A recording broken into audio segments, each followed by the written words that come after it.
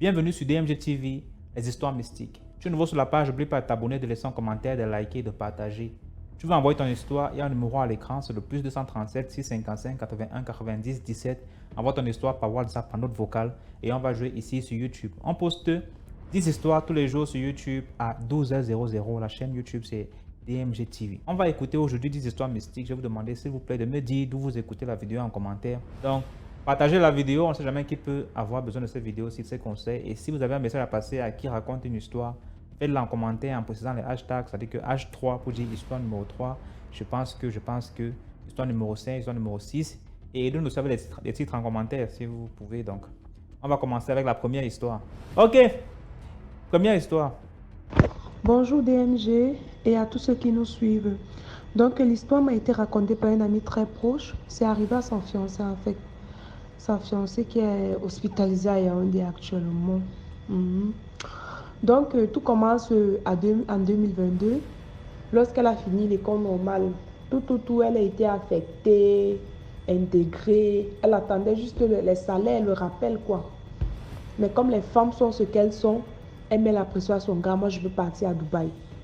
J'ai une amie là-bas, elle va m'aider. Je vais partir enseigner le français et ça paye beaucoup plus là-bas. Comme toute femme, elle a mis la pression. Le gars a fini par réaliser ce qu'elle voulait. Donc, elle est arrivée sur Dubaï. Elle n'avait même jamais vu l'ami en question, car c'est une voiture personnelle qui est venue la chercher à l'aéroport. Ok. Et elle est partie, elle a bien commencé le travail. Elle a bien commencé à enseigner le français dans une famille arabe. Au bout de 1 mois, 2 mois, l'homme de la maison commence avec les avances. Tu es belle, je vais faire ceci pour toi. Laisse le travail, je vais te payer le salaire et en double. Je vais te louer un appartement. Oh, ceci, cela. La vie facile, non. Elle a accepté. Ils ont fait les manœuvres. Ils ont jonglé la femme de la maison. Non, j'ai trouvé un autre travail, je m'en vais. Elle est partie avec le gars. Il avait effectivement loué une maison, un appartement, tout ça. C'est quand elle est entrée qu'elle a su que c'était même pas équipé. Mais les maisons des Arabes ici, là, vraiment, vous connaissez, c'est comme les manoirs. Quand tu ancres là pour sortir, ce n'est plus possible. Hein. Il a fermé, prenez les choses, donne-moi ton téléphone. Bam, déshabille-toi. Elle s'est déshabillée. Le gars portait 2 bagues, d'après ses dires, sur son pénis. 2 bagues depuis 2022. Ça savait ça qu'il lui faisait de l'amour. Il faisait l'amour comme le chien, comme le chiffon. Je ne sais pas. Depuis des... Ouais, je n'aime même pas les mots parce que les photos qu'il m'a envoyées. Il lui faisait l'amour comme un chien. Parfois le sang sortait, parfois ça avait la bague, parfois ça avait sa main. Pour la nutrition même, c'est une fille du Nigeria qui la nourrissait par la fenêtre parce qu'elle n'avait pas le droit de sortir. Il y avait juste un trou là où elle pouvait mettre sa bouche et on la nourrissait. Donc c'est depuis 3 jours déjà qu'elle est arrivée au Cameroun dans un état vraiment profané, s'il faut le dire. Genre, fini, la nuit même est sortie. Et puis que, on lui demande donc comment tu as fait pour t'en sortir. Donc, c'est la fille nigériane qui lui dit que ouais, ma soeur, depuis des mois tu souffres ici là. Quand le monsieur va revenir, prends une bouteille cassable, casse ça sur son cou et tu t'enfuis. La fille dit non, il n'y a même rien ici à l'intérieur, il n'y a rien ici à l'intérieur. La fille nigériane dit ok, à telle heure, je vais t'apporter telle une bouteille. Tu prends ça toujours par cette fenêtre et tu fais la chose. Elle a apporté la bouteille comme prévenu, comme dit. Quand le monsieur est rentré, elle s'est cachée derrière la porte et elle a tapé ça sur sa nuque en fait. Pam, il est tombé. Tu vois, quand il est tombé, elle est sortie, elle a fermé la porte. C'est comme ça qu'elle ouvre sa voiture, elle retrouve son passeport. Donc depuis des mois là, le passeport est dans la voiture du monsieur. La fille nigérienne l'aide, les manœuvres. C'est comme ça qu'elle atterrit à Douala. Donc c'est elle qui l'a aidé à rentrer. Elle est arrivée, même pas 5 francs. Et c'est où elle appelle son fiancé qui est mon ami là. Je suis à Douala. Le gars était d'abord dépassé parce qu'on n'avait plus de ses nouvelles depuis. Envoie-moi 10 000 sur ce numéro s'il te plaît. Il a envoyé 10 000 à la fille. Elle prend la voiture pour Yaoundé. Quand elle a vu le gars, elle s'est mis effondrée. Actuellement sous sonde, comme je vous dis là à Yaoundé. Que le gars me dit qu'elle est finie, profanée, qu'il n'y a plus moyen. On est en train de retirer même son utérus parce qu'on dit qu'elle ne peut plus enfanter. Donc c'est gâté. Mais donc la morale de l'histoire, les filles, pardon. La vie facile n'est pas bien. Moi-même, je vis ici à Dubaï. Je vous jure sur ma vie, je n'ai jamais entendu parler de ces choses. Pourtant, je vis ici depuis très longtemps. Il faut savoir ce que vous voulez dans la vie. Quand vous allez quelque part, faites ce que vous êtes venu faire. Si ça ne marche pas, rentrez. Ne cherchez pas ce que les gens disent, ce que les gens... Parce que moi, je suis ici, là, je suis même surprise. Ça fait 3 jours qu'il m'a raconté l'histoire. J'ai dit, mais moi, je vis ici à Dubaï et puis moi, j'ai jamais rien entendu. Tu sais que c'est ton travail, ta maison. Donc, c'était un peu ça. J'espère que j'ai bien raconté l'histoire. Bonne journée à tous. Merci beaucoup pour l'histoire. Maintenant, on va passer à la deuxième histoire. Bonsoir, bonsoir DMJ, bonsoir à toute la famille DMJ. Alors, je viens aujourd'hui raconter une autre histoire mystique. Celle-ci m'a été racontée par mon grand frère. Oui. En fait, qu'est-ce qui s'était passé? C'est qu'il y a une maman qui est morte le 25 décembre dans notre quartier. Toujours ici à Douala. La maman est morte, elle partait au marché avec son fils. Donc, elle était sur la moto avec son fils. Elle est morte, son fils n'est pas mort. Oui, je crois que son fils n'est pas mort. Mais elle est morte sur place. Elle a eu un petit accident de moto là. Elle est morte sur place et son fils n'est pas mort. Maintenant, qu'est-ce qui se passe? C'est que un jour, mon frère travaillait dans un marché. Donc, il vendait dans une boutique, dans un marché de la ville. Ce jour-là, il est arrivé, comme à toute habitude, il a ouvert la boutique, il s'est assis et il regardait les passants, les gens passer en fait. C'était au marché, en plein marché. À un moment donné, il a vu la dame là. La dame qui est morte il y a quelques années.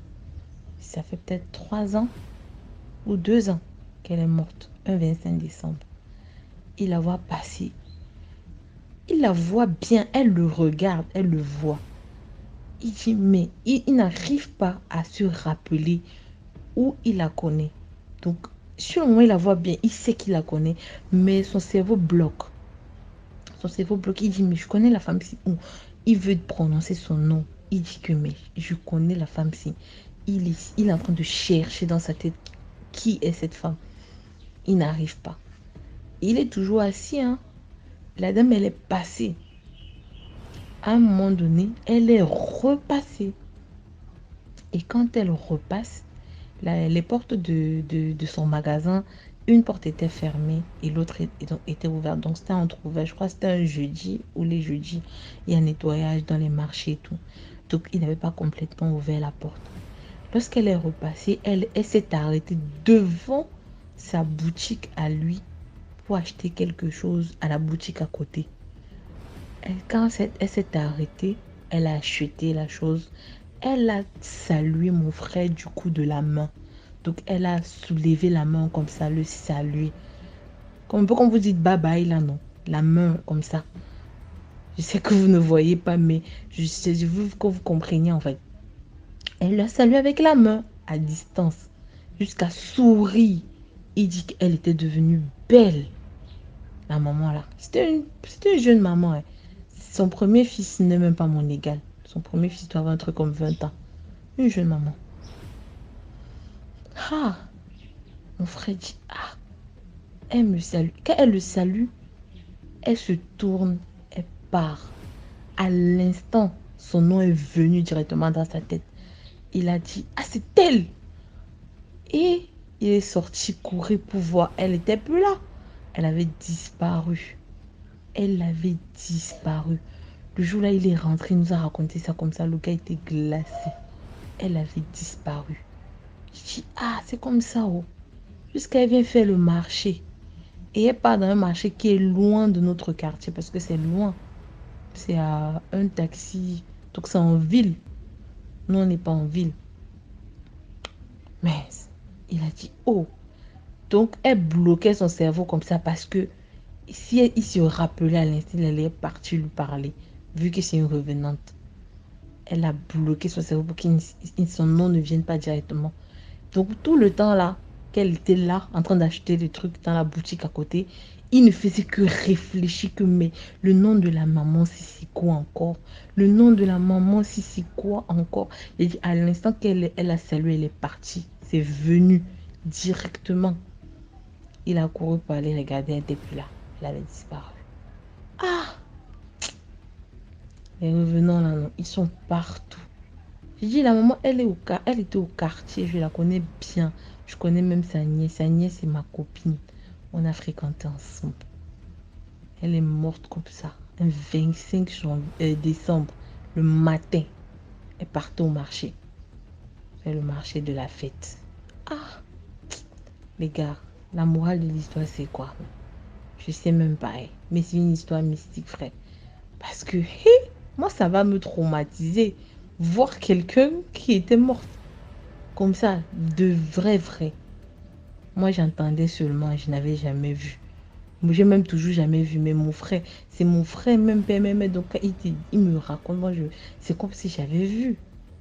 Ah, les gars, bonne journée. Merci beaucoup pour l'histoire. Maintenant, on passe à la troisième histoire. Bonjour la team, bonjour DMG, j'espère que tu vas bien. Moi je vais bien par la grâce de Dieu. L'histoire dont je vais te conter, je vais raconter, vu que tu n'es pas le seul à nous écouter. Vraiment c'est une histoire chrétienne en fait. Tout a commencé le 4 octobre 2021. J'étais chez moi, je venais à peine de... Voilà, je me présente déjà, moi c'est Kenito. Mon pseudo, c'est Ken de la vitesse. Vous voyez, je suis artiste, chanteur, danseur. Donc, le 4, là, je viens à peine de sortir une nouvelle chanson. Et du coup, j'ai propagé la chanson. D'abord à ma famille, j'ai fait écouter à ma famille et tout. Et il y a mon grand frère qui est venu en retard. Lui, c'est un grand chrétien. Voilà. C'est un grand chrétien. Et du coup, j'ai dit, ah, on fait écoute un peu la chanson que j'ai faite. Il écoutait jusqu'à la fin. À la fin, il me dit, ta chanson, ça sert à quoi en fait? Est-ce que ça donne, je sais pas, est-ce que ça pousse à aller prier? Est-ce que ça pousse, vous voyez un peu? J'ai dit non, mais c'est une chanson comme toute autre. Et voilà, après il m'a dit, tu veux que Dieu puisse faire en sorte que c'est à cause de toi que les gens vont aller en enfer. Arrête de faire ça. Il m'a tellement parlé. On a fait peut-être 4 heures de temps. Je l'ai même accompagné en route et tout. Et depuis là, on fait qu'il parlait. En fait, il m'a vraiment... Bon, c'est lui qui parlait, moi j'étais que là. Moi j'étais touché. En revenant à la maison, j'étais là maintenant de culpabiliser. J'ai dit, ah, les gens là vont aller en enfer à cause de ma chanson, à cause de ce que j'ai fait. Oh Seigneur, pardonne-moi. Et terminant à la maison, tout de prier. Il y avait même ce soir, le même soir là, je devais même lancer le challenge de ma chanson. Et je n'ai même plus lancé le challenge. Et terminant là, en train de culpabiliser, ça que non. Je veux plus faire ça, je veux plus lancer le challenge. Il y a des gens qui m'appelaient même, mais Ken, à quel niveau ton challenge? J'ai dit non les gars, j'annule. Et terminant là, j'ai dit, oh Seigneur, aidez-vous, que j'ai fait une prière. À l'intérieur de ma prière, j'ai dit, Seigneur, utilise-moi. S'il vous plaît, le mot là-haut, utilise le mot là. Vraiment, il va vous utiliser vraiment. Du coup, j'ai terminé là le 5 octobre. J'étais toujours dans la culpabilisation. J'étais là. Oh, j'étais chrétien. J'ai même fait une vidéo sur ma page. J'ai dit, moi, je suis déjà chrétien. J'ai fait tout. Du coup, j'avais faim. J'ai faim, qu'est-ce que je vais manger? Pourtant, j'avais un Dieu à la maison. Hein. Mais j'avais quelques pièces. J'ai pris 100 francs sur ma tablette. Je suis sorti du portage, de maintenant là assis. Il y a une voix qui m'a dit, descends un peu vers le bas là-bas, tu vas même prendre des croquettes, tu grignotes, tu marches un peu. Voilà, j'ai pris les salés, j'ai pris les 100 francs, je suis allé en bas. J'ai vu une maman qui vendait les croquettes. J'ai pris les croquettes de 100 francs. Du coup, je suis descendu plus bas. Et je viens un ami, j'ai dit, ah mon frère, ça dit quoi? Ah, je suis là, mais comment? J'ai besoin de ton ordinateur, là, j'ai envie de faire même une vidéo là tout à l'heure, là et tout. Il a dit, il n'y a pas de problème, viens prendre l'ordinateur si tu en as besoin. Il dit ok. Du coup, j'ai dit bon, j'arrive, je vais regarder de l'autre côté là si le frangin là est là. Je vais un peu voir avec son téléphone si il peut me filmer avec. Du coup, j'ai tourné et je vis trois jeunes en train de prêcher. Je me suis approché auprès d'eux, j'ai dit ah salut, ça dit quoi? Non, non, je n'ai même pas là pour parler. D'abord, je me suis approché, j'ai écouté ce qu'ils étaient en train de dire. J'ai écouté ce que l'autre était en train de dire. Et je suis revenu, j'ai écouté aussi ce que les autres là étaient en train de parler aussi. C'est où quand ils ont terminé, j'ai dit, ah, je peux vous voir à côté. Depuis hier, vraiment, je me sens vraiment en confiance. Moi, j'ai envie d'être chrétien et tout. Et vraiment, je cherche à rencontrer vraiment Dieu véritablement et tout. Donc voilà. Donc ce que vous avez prêché, vraiment, ça m'a touché. Je vous jure qu'il ne m'a même pas dit, ah machin. Il a seulement dit, c'est toi qu'on est venu chercher, allons-y. Donc, oh, ouais, c'est toi qu'on est venu chercher, allons. Moi aussi, papa, j'ai suivi. Je vous jure que c'est que l'histoire là, écoutez, on a fait le tour de la ville, je vous jure. En fait, je suis au Gabon, à Libreville. On a fait le tour de la ville. On est passé dans tous les coins là où, surtout il y a du monde à Mbolo. Ceux qui connaissent Libreville, Mbolo, ils connaissent. On a fait tout ce monde, pendant tout ce temps, ils étaient en train de prêcher. Et en retour, on leur donnait par exemple de l'argent ou bien des présents, de la nourriture. Vous voyez, on leur donnait quelque chose en fait. Et pour eux, c'était pas obligé. Et ils prenaient quand même.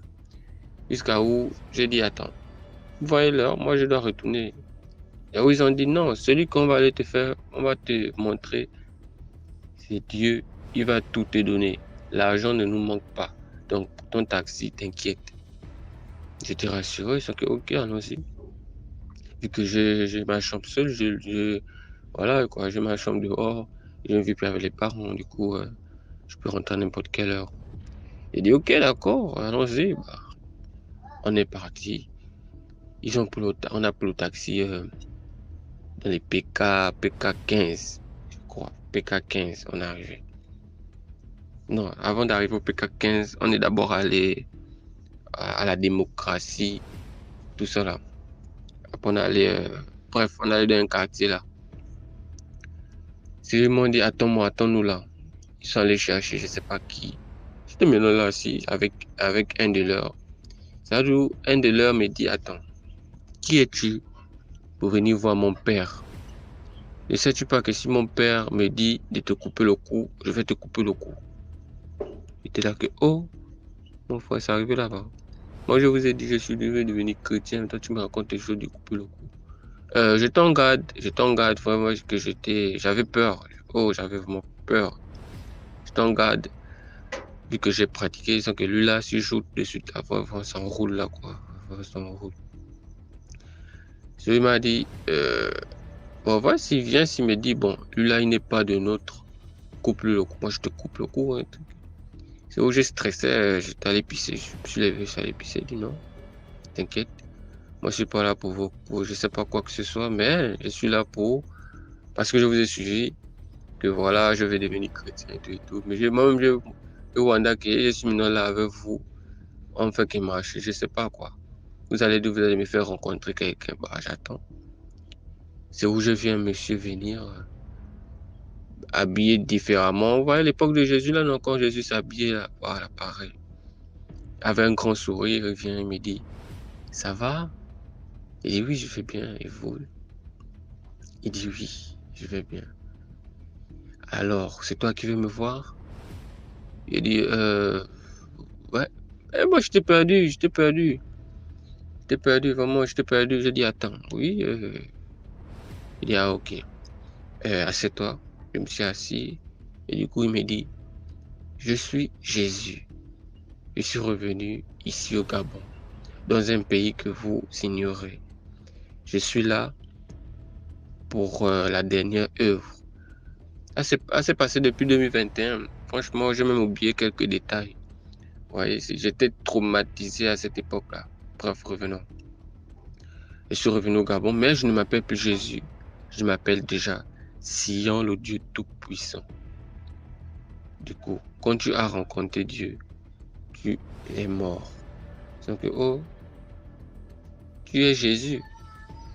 Il a dit oui.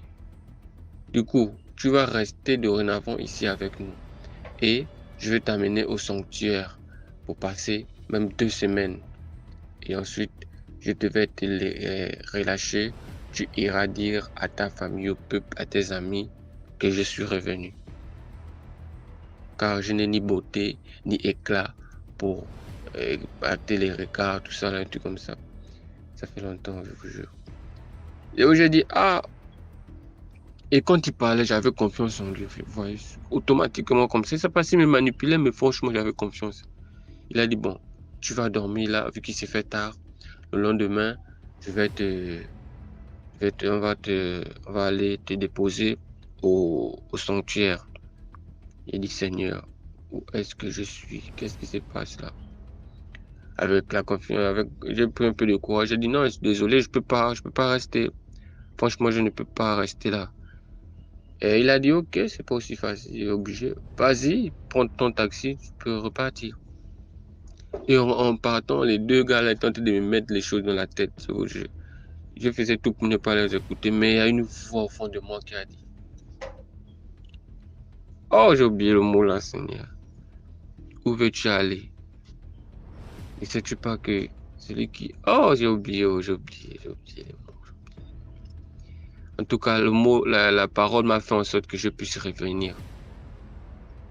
Car quiconque met le pied dans la charrue, voilà, car quiconque met le pied dans la charrue et regarde derrière n'est pas digne. C'est que, oh, excusez-moi, ça veut dire quoi ce mot? J'ai dit ça au frangin là qui était à côté de moi. Ils ont dit, ah, tu veux retourner à Sodome et Gomorrhe, non? Vas-y. Et où j'ai vu le retour, je suis revenu, j'ai dormi. Le lendemain, il m'a dit, ils sont venus là, il m'a dit, hier j'étais là, je suis venu pour qu'on puisse veiller un peu, tu étais fatigué, tu dormais. C'est où je me suis dit, j'avais encore plus confiance, où je me suis dit, attends, ceux-là s'ils voulaient me faire du mal, ils devaient me faire du mal pendant que je dormais. Pourquoi ils n'ont pas fait? C'est où la confiance m'est venue. C'est où il y avait beaucoup d'enfants, il y avait beaucoup de jeunes, il m'a présenté. Il a dit, voici, je vais te présenter à chacun d'entre eux. Voici celui-là. C'est Gabriel, l'ange Gabriel que vous priez tout le temps là. C'est lui. Voici j'ai oublié. Voilà, voici Saint-Michel. Saint-Michel est là. Voici la reine prêtresse. Après il a encore dit j'ai oublié. Après il a dit au sanctuaire là-bas, il y a Marie et Joseph. Voilà, un truc comme ça. Marie et Joseph. Donc, du coup. Ah, et Saint-Pierre, voilà, Saint-Pierre, pas Joseph, Saint-Pierre. Voilà. Et là où je dis, bon, ok, d'accord. Tellement l'histoire est longue. Pendant, je vais faire bref. Je vais faire bref. Donc, du coup, ils m'ont mené là-bas. Et en m'emmenant là-bas, j'ai fait 2 semaines. Une semaine d'abord, tout allait bien. La deuxième semaine, oh, maman, j'ai pleuré. Oh. Seigneur, qu'est-ce qui se passe? Où je suis là? Qu'est-ce qui se passe? Moi, je veux repartir chez moi. Seigneur me dit, pars. Et je suis comme s'ils écoutaient mes pensées, en fait. Saint-Pierre dit, va, elles sont en t'enchaîner. Va, tout ce que tu as dit dans ton cœur, nous on écoute. Va, vas-y. Et terminons là que, oh. Deuxième semaine arrive, voilà lui-même qui arrive un vendredi. Voilà lui-même qui arrive, Jésus en question. Il m'a tout déballer, il me dit, et ça tu penses que tout ce que tu es en train de déballer là, c'est à l'intérieur de toi. Donc, fais le bien. Et là-bas, vraiment, j'ai appris des choses. Et la deuxième semaine est terminée. Il m'a dit, voilà, tu peux repartir. Dis aux gens que je suis là. Tu as beaucoup appris. Oh, quand je suis revenu chez moi, je vous jure que je n'étais plus le même. Je reviens dans ma chambre. Ma mère vient le lendemain. Elle me fait un gros câlin en pleurant. Je n'ai plus de sentiments. Je dis, femme, que fais-tu? J'appelle ma mère. Femme, que fais-tu là? Que fais-tu? Ce genre de mots-là, il n'était plus pareil. Il y avait mes témoignages partout sur YouTube. Vous tapez même Ken de la vitesse sur YouTube, vous allez voir mes premiers témoignages. Là, je raconte bien même là-bas. Là, j'ai même oublié. L'émotion encore revenue. Et du coup, la morale de cette histoire, c'est quoi? Évitons de faire des choses avec l'émotion, s'il vous plaît. L'émotion nuit. Ça va vous faire prendre des décisions qu'après vous allez regretter en fait. Mieux vaut que vous mélangez le cœur et le cerveau, vous tournez pour prendre une décision ou bien pour donner des idées. Vous voyez? Parce que le cœur est un organe ma boule. Ça aime tout le monde n'importe comment. Pour moi, l'émotion de la joie, c'est quelque chose de bien. Même dans vos églises là, s'il vous plaît. Prenez des décisions, pas avec l'émotion. Sinon, vous allez regretter demain. Voilà, et à présent, moi, je n'ai pas pu dans des églises. Moi, je suis né d'abord d'une famille musulmane, et vraiment, je n'ai pas même pu là-bas aussi. Je suis maintenant là chez moi. Je prie mon Créateur, Dieu, mon Créateur, et je me suffis là. Et à l'heure que je vous parle, je vois encore même des jeunes là où j'étais, ils ne font que tourner là. Souvent, on se salue, mais franchement, moi, je ne vais plus repartir là-bas. Je préfère rester chez moi. Je prie mon Dieu et mon Créateur. Sinon, c'était tout. L'histoire est longue, je ne suis pas entré dans les détails. Vraiment, c'est long. Merci beaucoup pour l'histoire. Là, on va passer à la 4e histoire. Likez la vidéo, commentez, partagez. Bonsoir la team DMG. Je viens pour raconter une histoire que moi-même j'ai vécue avec mon ami ici au Gabon. J'avais eu à poster ma propre histoire récemment. Bon, ça fait déjà, je sais pas, une semaine. Je sais pas si ça a été posté, mais bon. Je viens avec une nouvelle histoire. Mon ami et moi, nous étions ensemble depuis... bon, il m'a connu, on s'est connus depuis 2016. 2016, vu que je suis un danseur, artiste danseur. Et du coup, j'étais en plein tournage. Il était assis, il m'observait. Et à un moment donné, on s'est rapproché. Voilà, je l'ai appelé pour venir tenir la caméra et tout. Bon, le téléphone et tout. Et c'est où lui, on a tissé l'amitié. Il m'a invité à manger, on allait manger. Jusqu'alors, on était vraiment collés. Voilà, il faisait ses petits boulots. Moi aussi, je me concentrais sur ma danse. Voilà, nous sommes arrivés en 2022.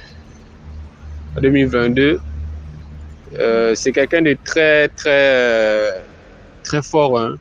Si il vous place vraiment l'antenne parabolique ici, partout.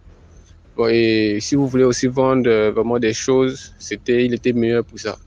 Donc, du coup, il vient me voir, il me dit, il y a un papa qu'il a rencontré dans ses démarches, où il partait placer les antennes et tout, qu'il a proposé quelque chose. Il a dit, ah, frangin. Mais l'histoire est courte, hein. Il a dit, ah, frangin, je connais le gens là que tu veux me raconter là. Viens, on se fait là, on se cherche tranquillement. Hein? Un jour à l'autre, Dieu va nous bénir. C'est vrai que depuis là, il n'y a rien, mais on ne met pas de faim. Je fais toujours en sorte qu'on mange, on boit et tout. Donc, du coup, laisse-moi ce que tu veux commencer à me dire là. Viens, il me dit non, écoute d'abord. À chaque fois qu'il part chez lui, il me donne 10 000. Et ça fait de 10 000 là que tu manges. Genre, il m'a grandi, vous voyez, il m'a grandi. J'ai dit oui, il n'y a pas de problème. Et on mange avec ça, mais laisse des pas plus là-bas. Parce que moi, je vois déjà ce qui se passe. Il est en train de t'attirer pour te faire des mauvaises choses. Il me montre même les photos hein, des bureaux. Vu qu'il n'arrivait pas à filmer là-bas, en fait, c'était interdit pour le téléphone. Je ne vais pas dire l'endroit, c'était interdit et tout. Et lui, maintenant, il filmait en cachette. Et maintenant, il me montrait. Que bon, voilà, c'est que non, frangin. Tu es mon frère. Moi, je t'aime déjà comme mon propre frère. Donc, ce que tu veux faire, l'arrête déjà. Ou bien si tu continues, toi et mon couple, pour moi, il ne veut même plus te voir chez moi. C'est que sa façon dont moi je lui ai parlé. Il s'est fâché contre moi, sérieux, il s'est fâché contre moi. Il est parti. Une semaine après, il m'appelle, il dit, ah, Ken, dis-moi, tu te rappelles de la fille là, non? Tu sais pas où je peux trouver la fille là, avec son bébé là? C'est que, oh. Tu cherches la fille là avec son bébé, pourquoi? Oh non, là, il m'a demandé un bébé. C'est que, oh. Il dit, pardon, qui devant moi? Parce que moi, il peut te faire mal. Qui devant moi? Il s'est fâché encore là, après il est parti. 2 jours après, Je dormais. Je vous jure que je me suis réveillé. Mais je dormais. Je me suis réveillé, mais je dormais. Après, je me suis dit, oh, je fais quoi encore là? Je suis encore allé dormir, vous voyez? Quand je dors, il y a ma tête, vous voyez, ma tête là, s'est tirée vers le bas du lit. Genre comme si une personne me poussait par la nuque en bas du lit. Mais hein, il y avait comme s'il y avait les mains en bas de mon lit, vous voyez? Et il y a une voix qui me dit, vas-y, mets du côté de l'oreille. Je mets du côté de l'oreille, les mains tiraient encore plus.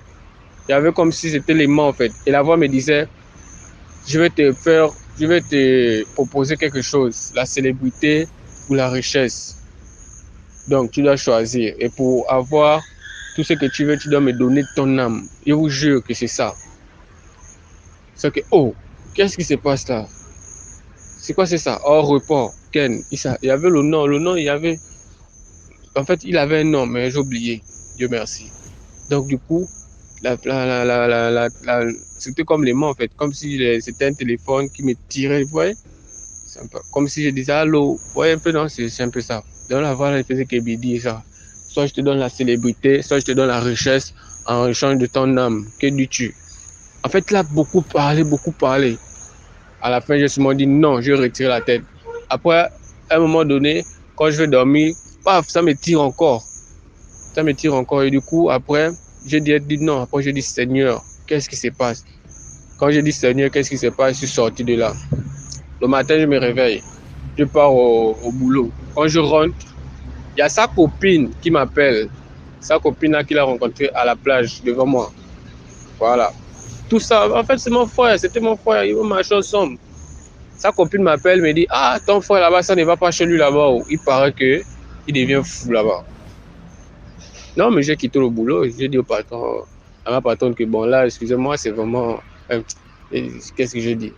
Ouais, je suis parti, on appelle ça comment? De la maison. Je suis parti. Attends, j'étais au boulot en fait. J'étais au boulot. Oui, j'étais au boulot. J'ai enlevé. Vu que je suis cuisiné, j'ai enlevé le machin. Je suis allé ça. Attends, qu'est-ce qui se passe ici? Elle m'a dit non, viens me trouver. On appelle ça comment? À un endroit comme ça, on part. Quand j'arrive, je trouve sa copine à un endroit et on part chez lui. En arrivant chez lui, je vous jure que le frangin, il était... J'avais publié la vidéo sur ma page Facebook. Il a mis... En fait, il est habillé comme un fou. Mais il n'était pas encore vraiment dedans. Il dit, attends, Petit Jésus, qu'est-ce qui se passe? Vu qu'il s'appelle Petit Jésus. Qu'est-ce qui se passe? Bon, c'est son nom, genre... Il dit, qu'est-ce qui se passe? Oh non, c'est pas toi. Tu as refusé de trouver le bébé là. Même toi aussi, j'ai voulu te tenter, mais tu as refusé aussi. Ça que, oh. Mais il était fâché contre moi, je ne sais pas pourquoi. Jusqu'à aujourd'hui, je vous jure, pour faire bref, le frangin est devenu fou. Il est devenu complètement, mais vraiment fou en fait. Il traîne déjà partout. Avant ça, j'ai tout fait pour essayer de l'aider. J'ai tout fait. Après, les gens commençaient même à m'insulter. C'est vrai, j'ai mal dit ça, mais j'ai abandonné. J'ai laissé tomber. Même ses propres parents ne s'occupaient pas, c'est pas moi qui va... J'ai laissé tomber. Mais, forcément, un jour, il va me donner ce qu'il faut pour récupérer mon frère. Mais pour l'instant, je me suis d'abord écarté. Même quand on l'a amené à l'église, c'est même moi qui voulais me faire du mal. Parce que, il dit à l'église parce que ma mère est jumelle, ce genre de choses. Donc, du coup, le conseil que moi je vais donner, c'est que tes gars, évitons de chercher la vie facile, l'argent facile là. Cherchons le travail, il y a le travail les gars, il n'y a pas de sous-métier. Hein? La famille DMG. Vraiment, cherchons le travail honnêtement. Si tu es artiste danseur, vas-y, cherche-toi honnêtement les gars. Vous voyez un peu non? C'est un peu ça mon message. Merci beaucoup pour l'histoire. Là, on passe à la 5e histoire. Bonjour DMG, bonjour à toute l'équipe et à tous les internautes qui suivent la chaîne. Moi, je suis togolais, je ne vais pas y aller par 4 chemins. À 26 ans, je me suis marié. Je me suis marié à 26 ans. Et après avoir fait des pieds et des mains pour que ma femme puisse avoir une grossesse pendant environ 2 ou 3 ans, Dieu a fait grâce. Quand nous allons à l'hôpital, son premier test de grossesse, sa première échographie plutôt, si je le pensais, on a appris que c'était des jumeaux, 2 garçons. Elle n'était pas contente. Sur le coup, je ne me suis pas posé beaucoup de questions. Pourquoi celle-ci, elle a cherché des enfants par tous les moyens, pour leur rendre en fait des pieds et des mains. Elle a fait maintenant qu'elle attend des jumeaux, mais elle n'avait pas l'air contente. Bon, j'ai banalisé. Dieu a fait grâce avec tout ce qui a suivi. Finalement, elle a accouché, par la grâce de Dieu. Maintenant, 2 semaines après l'accouchement, moi, je fais un travail où je vais au petit matin, des fois, et puis la nuit aussi, des fois. Donc, le jour-là, c'était de nuit.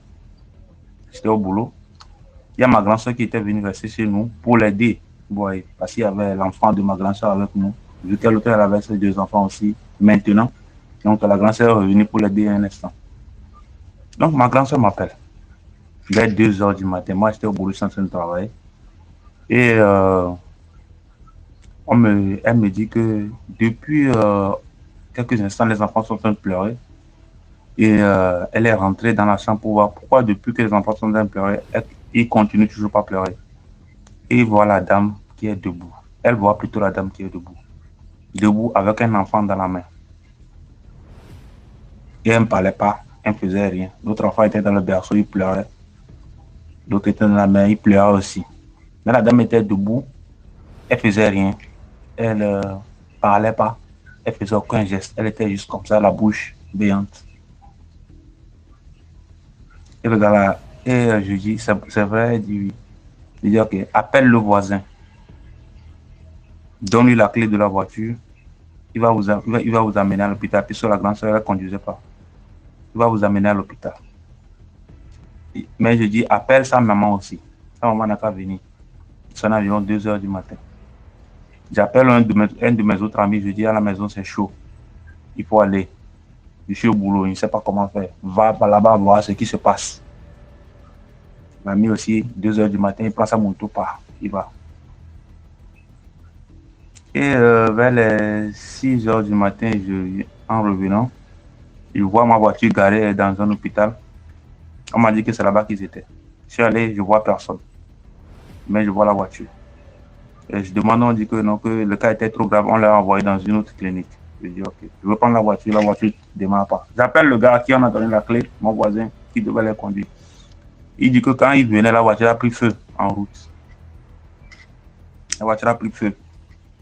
C'est pour ça qu'ils ont abandonné ça là-bas. Quand je suis venu, je n'ai pas vu de traces de calcination sur le véhicule. Excusez-moi. Maintenant, j'arrive à faire moi déplacer le véhicule. Je vais à l'hôpital où ils sont admis maintenant. Elle est là, elle se débat sur le lit. Elle était là pratiquement enchaînée, hein, comme une folle. Mais elle ne parlait pas. Elle se débat. On dit on lui a des somnifères, elle dort un peu, elle se réveille, elle se débat. On a fait environ 3-4 jours là-bas. Il n'y avait même pas d'amélioration. Même la salive, la bave, tout ça sortait. Et il y avait un monsieur qui était venu chez une femme. On était encore dans la même chambre. Donc, le monsieur m'appelle, il me dit, tu sais, ta femme là, elle n'a pas un problème physique. Il faut aller chercher. Je dis, ok, allons-y. Mais avant de l'accompagner, moi, je connaissais pas le domaine de la spiritualité, vous voyez. Donc, j'ai appelé un de mes amis, celui qui m'aidait. Et je lui en ai parlé, il dit, ok, mon ami, on va y aller. Mais attends, je vais venir d'abord. Il vient et on y va. On va chez le tradit. Le tradit dit, pendant ce temps, la dame est encore à l'hôpital. Hein. Le tradit dit que il n'est pas là. Désolé pour le retard, il n'est pas là. On l'appelle, le gars l'appelle pour lui dire que non, le problème qu'il a eu la dernière fois, il est venu pour régler là. Il y a un autre problème, mais qui est encore plus grave. Le gars rit au téléphone. Mais il dit que non, qu'il est en train de faire un travail quelque part, qu'il ne peut plus laisser. Il doit finir le travail là. Quand il va revenir, on va voir ça. Et à peine on est revenu, le cas de la femme était tellement grave que Elle a été évacuée dans le plus grand hôpital de Lomé. Moi, j'appelle du Togo. Elle est partie. On a encore fait environ une semaine là-bas et puis finalement, elle est décédée. Pendant ses funérailles, ou plutôt la veille des funérailles, à la levée du corps, je pense que c'est ça qu'on appelle ça. C'est comme ça qu'on appelle ça, je crois. Quand les véhicules qui amènent le corps viennent, ils n'allument pas le phare, ils ne font pas de... Ils font rien. Maintenant, moi, je ne savais même pas. J'ai vécu ça, c'est pour ça. C'est ma propre histoire. Hein. Maintenant, vers 3 heures du matin, il y avait les gens. Quand ça se passe comme ça, il y a la famille, les amis et puis tout ça. On était quelque part. Et puis, il y avait on a entendu le cri d'un hibou. Il y avait un papayer là-bas. L'hibou était dans le papayer. Nous étions plus d'une vingtaine sur le papayer, mais personne ne savait qu'il y avait un hibou là-bas. On attend. Et on attend papa. L'hibou s'est envolé. Et à plus de 50 mètres, on entend immédiatement dans la seconde qui a suivi, on entend les klaxons des véhicules qui commencent par amener le corps. Poum, poum, poum, poum, poum, poum, poum, poum. Moi, je ne savais pas que c'est comme ça que ça se passait. Mais on dit, tiens, l'hibou s'envole et on commence par entendre les klaxons. En ce moment, je n'étais pas hautement spirituel, donc je ne comprenais rien. Donc, qu'est-ce qui se passait? Après, tout s'est passé et puis tout. Maintenant, je dormais. Pendant ce temps, il y avait ma soeur qui était toujours avec moi. On était restés 2. Après le départ de la famille et tout. Donc, je dormais. Quand tu dors, vers 1h du matin, il y a des hommes. Enfin, parce que tu entends ça comme c'est des hommes qui viennent marcher sur le toit. Est-ce que moi, c'est sur votre chaîne que moi j'ai appris que quand on dort la nuit, on entend bien comme si c'est comme si c'est des grains de sable qui se versaient sur le toit. Ta maison était déjà devenue une piste d'atterrissage. Moi, je ne savais pas. Chez moi, c'était la chorale du soir. Chaque jour, chaque nuit plutôt, je devrais dire. C'était incessant jusqu'au matin. Ça veut dire que ma maison était déjà un aéroport, mais je ne savais pas, j'étais ignorant. Alors que c'est l'ignorance qui tue. Et c'est ça qui a tué la dame. Parce qu'il y avait tellement de moyens très faciles de contrecarrer tout ça. Mais je ne savais pas tout ça.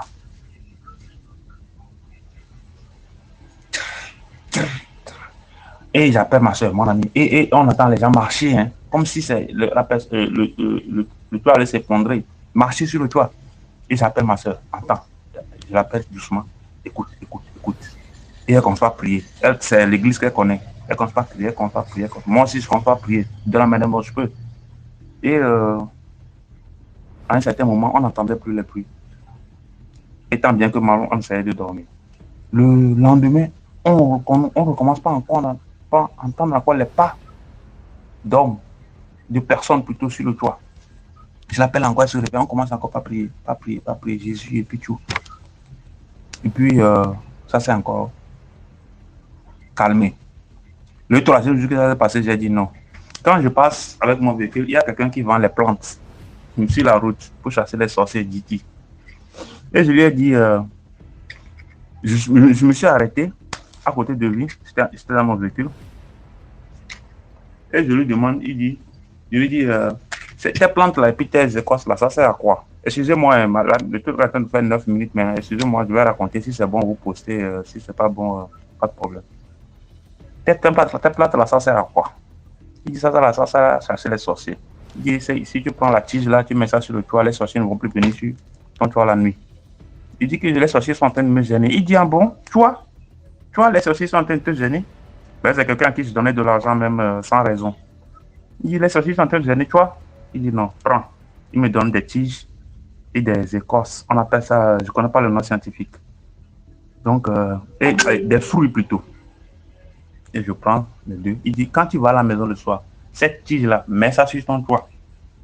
Et ces graines-là, fais-en un savon, tu te laves. Je vous dis, s'il vous plaît, je n'ai pas fait le savon.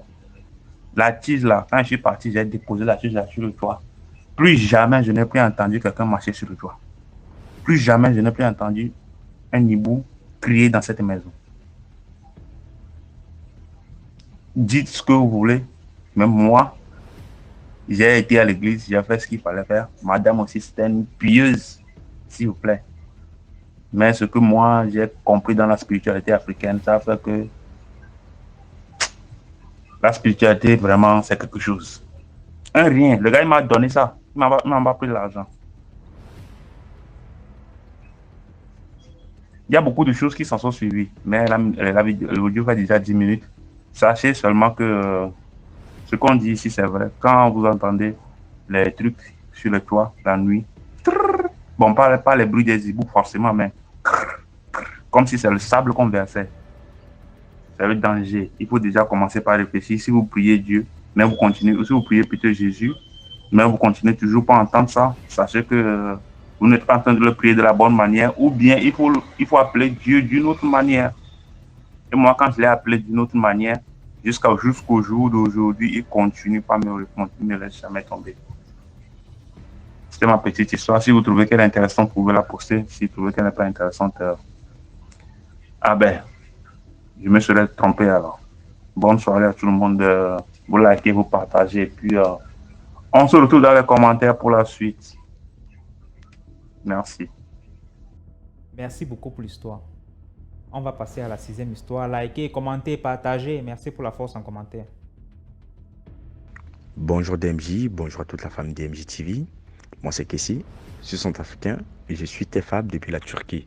Je tenais à te dire que franchement je kiffe de ouf ce que tu fais pour la jeunesse car ça nous ouvre les yeux sur les atouts de ce monde. Certes, l'histoire que je vais vous raconter aujourd'hui, c'était un fait qui a un peu secoué ma famille. C'était passé en 2017 lorsque j'avais encore 16 ans. J'étais en seconde. Donc c'était une villa, l'époux. Le propriétaire de cette villa-là, il a trouvé la mort et puis par après, l'épouse a voulu vendre cette maison-là.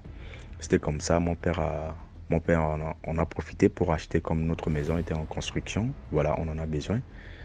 Et lorsqu'on avait, mon père a réglé, on a pu regagner la maison. Donc au début, tout était si bon, si beau, si rose, voilà, on en profitait. Mais après une année, donc, devant notre clôture, à côté, il y avait une maison d'une maman avec ses enfants. Même, ses enfants étaient des gaillards. Ses enfants étaient des gaillards. Bon, c'était comme ça. Et puis voilà, on a pu faire connaissance. Et puis, tu vois, comme la famille était un peu si, bon, je ne peux pas. Donc, c'était comme ça. On a pu faire connaissance avec cette famille-là. Parfois, même, le papa, il sortait. S'il y a quelque chose, il donne à maman. De s'occuper des petits. Donc, lorsque, après une année, dans cette maison, on se sentait que, voilà, tout n'avançait pas. On reculait. On reculait. Au lieu d'avancer, on reculait. Et c'était comme ça. Donc, à l'école, j'avais eu une moyenne de 11. Mais de 11, je suis tombé directement à 8 de moyenne. Moi-même, je me posais des questions. Mais qu'est-ce qui a fait que voilà? Et pourtant, j'avais bien travaillé à l'école, mais qu'est-ce qui a fait que de 11, je suis tombé directement à 8?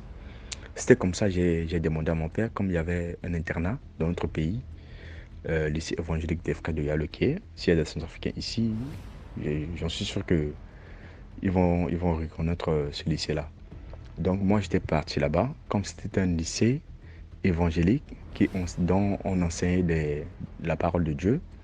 Lorsque j'étais parti là-bas, je sentais que voilà, ma foi se renforçait. Ma foi se renforçait, d'autant plus que lorsque je restais en ville.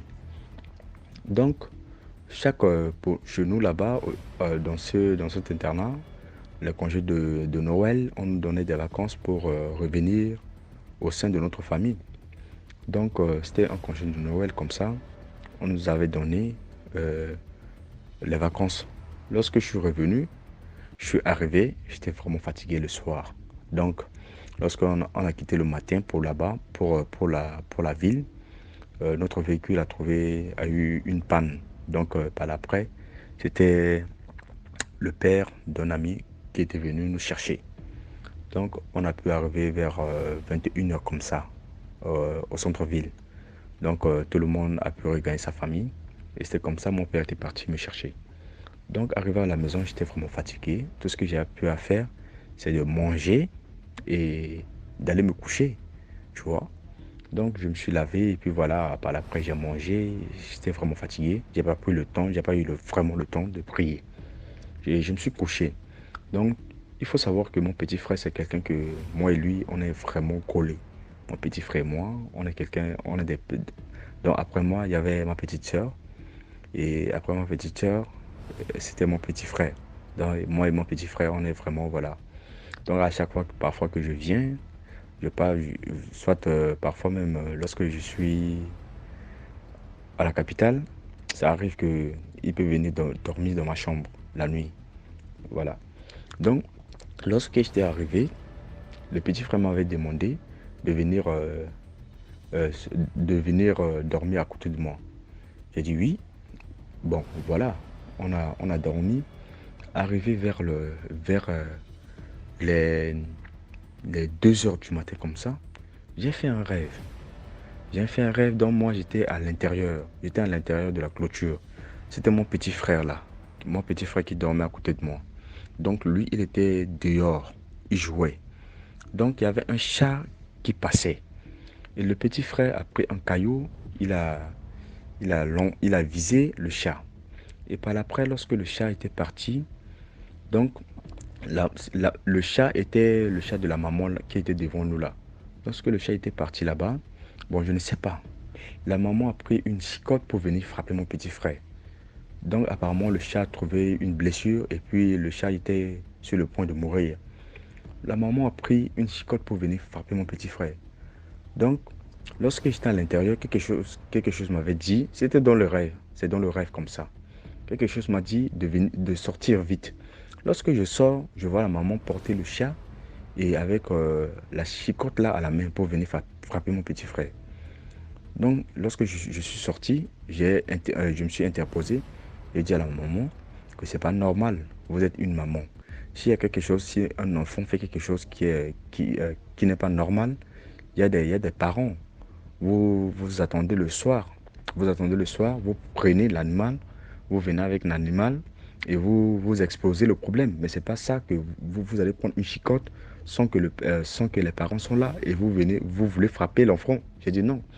Bon, la maman, tout ce que je vous dis, c'est dans le rêve. La maman m'a dit de me pousser. Si je ne me pousse pas, elle va me frapper. J'ai dit à la maman, non, c'est impossible. Avant de frapper mon petit frère, il faut falloir me frapper d'abord. J'ai dit ça à la maman. Et puis voilà, on a commencé à se bagarrer. On se bagarre, on se bagarre. C'était dans le rêve. On se bagarre, on se bagarre. Donc, mon petit frère arrive à un moment, il s'est levé. Donc, il me regardait, il était sur le lit. Il était terrifié, quoi. Moi aussi, c'était dans le rêve, quoi. Mes yeux étaient fermés. Donc, moi et la maman, là, on se bagarrait, on se bagarrait, on se bagarrait, on se bagarrait. Lorsque je voulais prononcer le nom de Jésus, ma bouche, là, c'était fermée, je vous dis.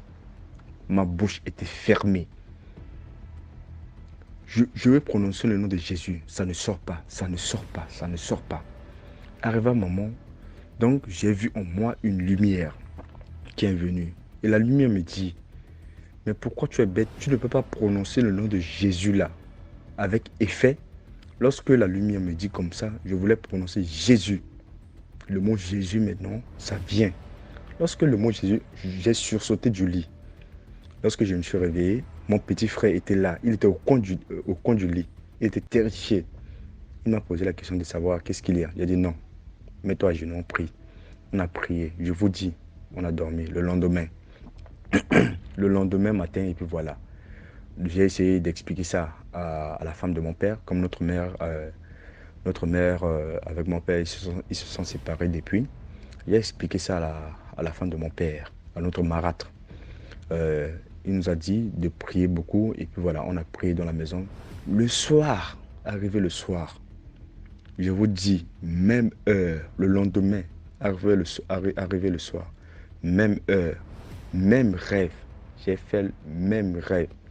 Donc, le rêve que j'avais fait hier, le rêve que je vais faire aujourd'hui. J'ai fait le rêve. Par après, vous connaissez, comme certains parents, lorsque ses enfants, soit la maman ou le papa, lorsque ses enfants dorment, Parfois, arrivé à 1 heure, il peut se lever pour se promener dans la maison pour savoir que tous ses enfants sont là. Donc, c'était comme ça. Mon père passait. Donc, lorsque mon père passait, je commence encore à me débattre. Je commence encore à me débattre. Lorsque je me débat avec la dame là. Je me bats avec elle. Mais cette fois-ci, c'est moi qui ai pris le dessus. C'est moi qui ai pris le dessus. Et le lendemain, j'ai essayé d'expliquer le problème à mon père. Parce que je lui ai expliqué. Il m'a dit qu'il a tout vu. Mais il va se laver, il va sortir pour aller dire à maman là de faire très attention. Lorsque mon père, le lendemain, il était vraiment occupé. Il n'a pas pu, il est parti au travail. Donc lorsqu'il était arrivé au travail, il y avait une de notre tante. Il y avait une de notre tante, elle a appelé mon père pour lui dire que mon frère, cette nuit, j'avais fait un rêve, vraiment, mais le rêve là, c'est pas bon. J'ai fait le rêve sur tes enfants, comme si quelqu'un essaie de poursuivre tes enfants. La tante là, elle ne savait pas. C'était comme ça que mon père a pu raconter l'histoire à notre tante. Comme vous savez, notre tante là, elle voyageait beaucoup. Elle voyageait même au Cameroun, Nigeria, Niger. Donc, ce qui fait que voilà. Et même elle aussi, je ne sais pas si elle est... je ne sais pas, je ne peux pas juger. Donc, elle a dit, ok, il n'y a pas de souci. Ce soir, je vais venir. Donc, le soir, là, notre tante était venue. Elle a commencé à parler. Elle était partie voir la maman là. Elle a dit à la maman, si quelque chose arrive à l'un des enfants de mon frère, tu verras. Donc, elle a commencé à parler comme ça. Elle a parlé. Et cependant, je vous dis, la maman là, tout le quartier soupçonnait la maman là. Tout le quartier la soupçonnait. Bon, pour nous, c'était une banalité. Et voilà, comme si moi aussi, je traînais avec l'un de ses fils. Parce que lorsque moi, j'étais en seconde, l'un de ses fils était en 5e. Donc, parfois, ça arrive que il y a des choses que le petit ne comprenait pas. Il peut m'amener et puis voilà, on traite ensemble les trucs de l'école. Donc, ce qui fait que moi, on prenait ces trucs-là comme ça. Donc, la tante a parlé. Elle a pris les sels. Avec de l'eau bonique. Elle a commencé, voilà, à purifier la concession. Elle a purifié la concession. Je vous jure, depuis lors là, la maman qui était devant nous là, elle ne nous a pas adressé la parole. Depuis le jour, jusqu'au jour, on a pu rejoindre notre maison et on a vendu l'autre maison là. Donc, j'ai encore une histoire. Donc, si j'aurais quand même le temps, comment je travaille, si j'aurais peut-être une nuit comme ça, je reviendrai vers vous pour vous raconter l'autre histoire. Merci et bonne journée pour ceux qui sont dans la journée, pour ceux qui sont dans la nuit, bonne nuit à vous tous et voilà, merci. Merci beaucoup pour l'histoire. Là, on passe à la 7e histoire. Bonjour DMG, bonjour à toute la communauté. L'histoire est longue, mais je vais faire de mon mieux pour l'écourter un peu, afin de permettre à d'autres de passer également. Je demande à tous de liker, de commenter, mais surtout de partager pour faire agrandir cette communauté. Je dois avouer que depuis que je suis connecté à cette émission, depuis près de 2-3 mois maintenant, il m'arrive même de laisser l'émission passer toute la nuit. Je m'emporte, le sommeil m'emporte et puis voilà quoi, je sursaute tellement qu'il y a de belles histoires qui édifient. Et je vais vraiment demander à la communauté d'être indulgent, d'être tolérant, de ne pas de permettre à tout le monde de raconter son histoire. Peut-être pour les uns, c'est une façon de se défouler, pour les autres, c'est une façon de trouver des solutions.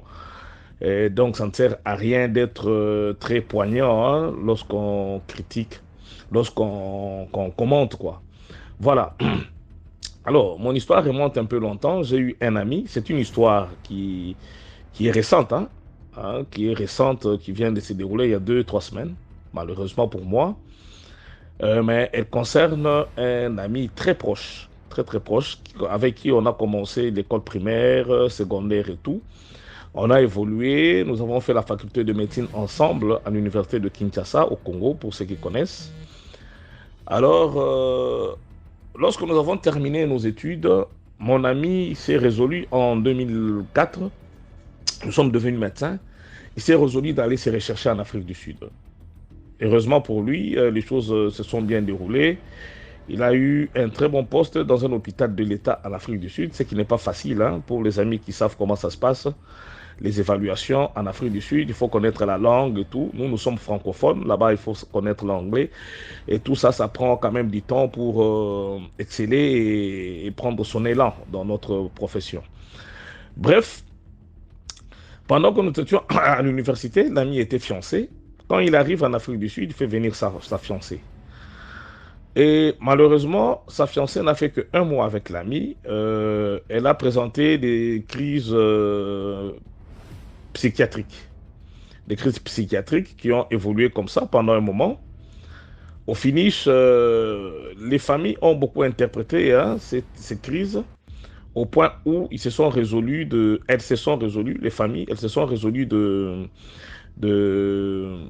séparer les deux personnes, quoi. Donc mon ami et sa fiancée, sa première fiancée. Alors, mon ami s'est dit, bon, c'est quand même une dame avec qui j'ai pris beaucoup d'années. Hein, on est trop habitués, je n'aimerais pas la voir souffrir. Il s'est battu, il a envoyé la dame aux États-Unis hein, pour qu'elle aille refaire sa vie. Curieusement, lorsque la femme arrive aux États-Unis, elle redevient normale, il n'y avait plus rien. Jusqu'à ce jour, elle est normale. Là, nous sommes en 2007. Jusqu'à ce jour, la femme n'a plus présenté de problème. L'ami est resté en Afrique du Sud. Je serai un peu plus bref. Hein. Je vais recouper certains morceaux et laisser tomber d'autres pour vous faire gagner en temps, quoi. Alors, l'ami reste. Il s'est dit, ben, il ne pouvait pas rester comme ça. Il tombe sur une Sud-Africaine, une dame sud-africaine, avec qui ils ont 2 fillettes. Aujourd'hui, la première fillette a 12 ans et la seconde a 9 ans. Malheureusement, l'ami n'était pas convaincu de la dame parce que déjà que le mœurs ne concordait pas. Les mœurs ne concordaient pas d'après les explications de l'homme, bien évidemment. Et moi, personnellement, moi je vis en France, mais quand je suis allé en Afrique du Sud, j'ai essayé de discuter avec l'ami et la dame. Bon, j'ai compris que c'était une union de fait.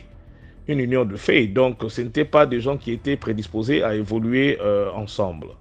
Ils ont eu quand même des enfants. La femme a laissé les enfants auprès de l'homme. Elle a évolué toute seule, ailleurs, dans une autre ville. Un peu plus loin, quoi. Alors, l'homme est resté seul avec ses 2 enfants, avec sa bonne. La bonne qui l'aidait à préparer les enfants pour l'école, à faire à manger pour les enfants, etc., etc. Ben, il s'est dit qu'il ne pouvait pas rester seul.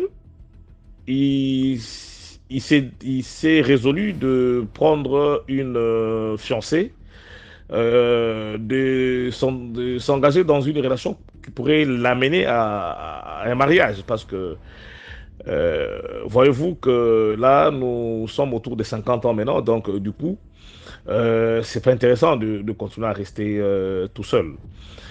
Alors, il prend une fiancée à Lubumbashi. Nous, à la base, nous sommes de Kinshasa, la capitale. Lubumbashi, c'est la seconde ville du pays, c'est au sud. Il tombe sur une dame à Lubumbashi. Tout s'est fait comme il s'est devait. Il envoie la dot et tout. La femme le rejoint en Afrique du Sud. Ça, nous sommes à la 2e dame. Arrivé en Afrique du Sud, nous sommes à la 3e. Donc, nous prenons la première fiancée qui a présenté de troubles psychiatriques, qui est allée en Afrique du Sud et aux États-Unis. Nous prenons la dame avec qui il a fait 2 enfants, la sud-africaine, et là, nous sommes à la 3e. Alors, la 3e arrive en Afrique du Sud, elle fait 1 mois, elle glisse, elle chute carrément. Elle était en train de faire le ménage, elle glisse, et elle se fracture. Il y a fracture de 2 fémurs, donc les 2 fémurs complètement cassés, quoi. Alors, On l'amène à l'hôpital, on voit qu'il n'y avait pas que le problème de fracture de fémur, mais aussi, elle a eu un problème au niveau de la colonne vertébrale. Donc, du coup, elle ne savait pas, mouvoir pendant un long moment. Alors, sa famille qui est restée à Lubumbashi, apprenant cela, et connaissant déjà les antécédents de notre ami, alors la famille s'est résolue de ramener leurs enfants à Lubumbashi. La famille a exigé une séparation temporaire entre les deux, donc leur fille et mon ami. Bizarrement, encore une fois de plus, la femme arrive à Lubumbashi, quelques semaines après, 2-3 semaines après, elle commence à se remettre. Elle ressent sa colonne vertébrale, les orthopédistes font ce qu'ils avaient à faire, la femme recouvre totalement sa santé. Et la famille de la femme se décide de rompre ces liens de mariage. Alors, mon ami est resté très triste. Très, très triste. Alors là, nous sommes en 2017 déjà. Autour de 2017. 2017-2018 par là. Alors, l'ami est resté. Il s'était décidé que vraiment, il a compris qu'il devait élever ses enfants, qui étaient encore toutes petites. Et il avait lui-même compris que le mariage, c'était quelque chose qui n'a pas été fait pour lui. Il est resté comme ça. Bon, il y a eu des amis, il y a la famille qui sont venus lui dire que c'était pas normal qu'il reste comme ça. Il devait se relancer dans une nouvelle aventure. Finalement, il s'est trouvé une fiancée à Kinshasa. Nous sommes en 2021, donc je peux dire 3 ans après. Il se trouve, 2022 par là, il se trouve une fiancée à Kinshasa. Lui était toujours en Afrique du Sud. Il a même eu de promotion. Il était même médecin directeur de l'hôpital là où il a été affecté. Un type très bien, très sociable, un type attentionné, en tout cas un ami exceptionnel. Alors, qu'est-ce qui se passe? Il commence à préparer le mariage. Nous sommes au mois de mars 2023, donc le mois passé. L'ami prépare son mariage. Nous autres, nous avons compris qu'il fallait que ça soit une cérémonie effacée, quoi. Donc, pas trop de tapage, de trucs comme ça. Mais vous connaissez les femmes, hein? La famille de la femme a insisté. Pour eux, les antécédents de l'ami, ce n'était pas leur problème. Hein? C'était leur fille qui s'est mariée. Alors, elle devrait honorer leur fille. Alors, l'ami a dit, bon, il n'y a pas de problème, mais cette fois-là, on ne va pas faire le mariage en Afrique du Sud, on va le faire à Kinshasa. Tout a été pris, salle de fête, et tout, pour le mariage qui devait se tenir le 25 décembre, samedi 25 décembre, qu'est-ce que j'ai dit? Samedi 25 mars 2023 à Kinshasa. L'ami prend son vol le 20 mars dernier ici. Il arrive à Kinshasa le 20, le 21, le 22. Nous sommes le 23, à 2 jours du mariage. Il y a son frère qui venait des États-Unis. Il venait pour le mariage. Alors, il demande à son jeune frère d'aller récupérer, enfin, qu'ils aillent récupérer leur frère qui venait des États-Unis pour l'occasion. Alors, son jeune frère était au volant. Lui, mon ami, était voisin du chauffeur, donc devant. Il y avait un autre frère à eux, un cousin qui était derrière. Ils sont allés à l'aéroport, ils ont bien récupéré leur frère qui venait d'arriver. Alors, comme leur mère n'habite pas loin de l'aéroport, ils se sont dit qu'ils devaient passer par leur maman. Il était déjà autour de 2 heures, avec le décalage horaire entre Kinshasa et États-Unis, ça fait 8 heures. Donc, leur frère est arrivé autour de 2 heures du matin. Les temps de finir les formalités, de sortir, tout ça, on était déjà autour de 3 heures du matin. Ils ont vu leur maman vite fait, alors ils se sont mis en route pour rentrer en ville. Il faut dire que la distance entre l'aéroport de Njili, donc de Kinshasa, et la ville là où ils habitaient, ça faisait à peu près 30 km. Alors pour ceux qui connaissent Kinshasa, ils savent que le tronçon entre l'aéroport et la première cité la plus peuplée qu'on appelle Kingasani est un tronçon qui n'est pas électrifié, donc il n'y a pas du courant. Donc les lumières, là, les lampadaires et autres, il n'y a pas. Malheureusement pour eux, il y a eu un chauffeur qui a laissé son camion en panne en plein milieu de la route. Sans signaux, sans quoi que ce soit. Vous savez un peu comment ça se passe chez nous en Afrique. C'est pas comme dans des pays développés où il y a des sanctions pour des chauffeurs qui se comportent de cette manière. Alors, le chauffeur a laissé un camion, un grand camion, man, avec de bois, plein de bois, à vendre bien évidemment. Mais comme le camion tombait en panne, il a fermé ses portières, il est parti. Le petit chauffeur là, le petit frère n'avait pas vu. Il était à vive allure, il n'avait rien vu malgré ses phares. Il s'est retrouvé à quelques mètres du camion. À quelques mètres du camion. Nous sommes à 2 jours, hein, je vous rappelle, hein, à 2 jours du mariage. C'était le 23. J'ai dit le 23, le mariage devait se tenir samedi le 25 mars passé. Alors, comme tout chauffeur, il a eu le réflexe de vouloir éviter le camion, mais en cédant le côté du passager, donc de mon ami. Et c'est le côté du passager qui est allé s'enfoncer dans le camion. Et mon ami est mort sur place à 2 jours de son mariage. Alors, il y a beaucoup de choses qui se racontent. Nous tous, ses proches, nous sommes perdus. Il y a ceux qui disent, enfin, il faut dire que lorsque l'ami est venu pour le mariage, il a laissé ses 2 enfants, ses 2 fillettes de 12 et de 9 ans, entre le maître de la bonne à la maison, en Afrique du Sud. Il est venu tout seul prendre leur nouvelle maman et rentrer avec elle en Afrique du Sud.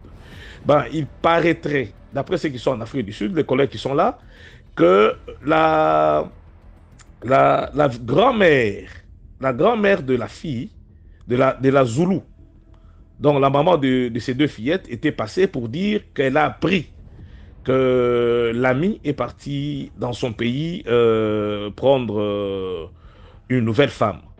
Comme on l'avait averti plusieurs fois, plus de 2 fois, il n'avait pas compris. Cette fois-là, c'est lui-même qui sera frappé.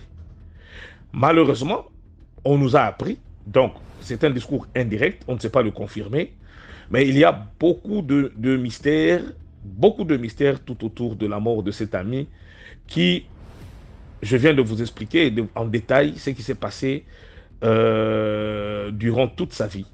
Durant toute sa vie. Et déjà pour sa première femme qui est aux États-Unis, pour sa deuxième femme qui est à Lubumbashi, et finalement pour cette femme qui est restée veuve à Kinshasa. Et l'ami est décédé comme ça. On venait de l'enterrer il y a 1 semaine à Kinshasa. Il a laissé ses 2 fillettes en Afrique du Sud. Et là, nous sommes en train de nous organiser pour discuter avec la famille de la dame, pour voir comment nous pouvons prendre la charge de ses enfants et savoir si on peut le ramener à Kinshasa, parce que la dame dit qu'elle ne pourra pas garder ses 2 enfants, d'autant plus qu'elle est dans une autre relation avec un autre Sud-Africain qui ne tolérera pas cela. Donc voilà comment notre ami a perdu la vie comme ça, dans une histoire mystique qu'on ne sait pas comprendre jusque-là. Ce problème m'a tellement perturbé, ça m'a vraiment dérangé, que je m'étais dit que je viens dans ma communauté d'MG, essayer de l'exposer un peu pour savoir, je ne sais pas si je vais comprendre réellement ce qui s'est passé, mais c'est une façon pour moi de me défouler, de pleurer mon ami qui m'a beaucoup chagriné, Voilà un peu son histoire. Comme on dirait, on meurt comme on a vécu. Il a été enterré dignement par nous, ses proches. Nous avons fait le déplacement pour aller l'enterrer à Kinshasa. Et voilà que c'est maintenant que je suis rentré chez moi en France et que je pensais que je pouvais partager cette histoire avec la communauté, quoi. Donc, j'ai des questions sans réponse. J'ai des réponses qui n'ont pas de questions. J'essaie de les coller comme ça, vaille que vaille. Et je ne sais pas si j'aurai des réponses à la disparition de mon ami. Merci beaucoup DMG, merci la communauté, commentez bien évidemment sans injurier, sans taquiner, soyez tolérants. Voilà un peu. Merci. Merci à vous. Merci beaucoup pour l'histoire. Maintenant, on passe à la 8e histoire. Bonjour la famille des MTG. Excuse-moi, je ne comprends pas bien français. Je vais vous dire une histoire qu'on va tirer leçon de ça. Ça concerne l'un de mes voisins, la famille qu'on était voisins. C'était la famille chrétienne. C'était une fille qui est née là-bas. Une très très jolie petite fille et gentille. Elle parle beaucoup. On l'adorait tous.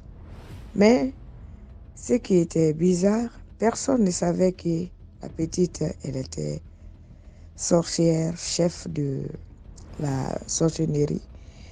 Elle était la cheftaine. Et aussi, c'est les... Jenny aussi, elle est la reine là-bas aussi. On ne connaît pas. Comment ça arrivé? La petite fille en question, elle a dit, parce que avant qu'elle a commencé à parler, c'est elle-même qui a raconté tout ça là, parce que c'est les pasteurs qui ont dit sur elle. Elle a commencé à parler maintenant. Comment ça arrivé?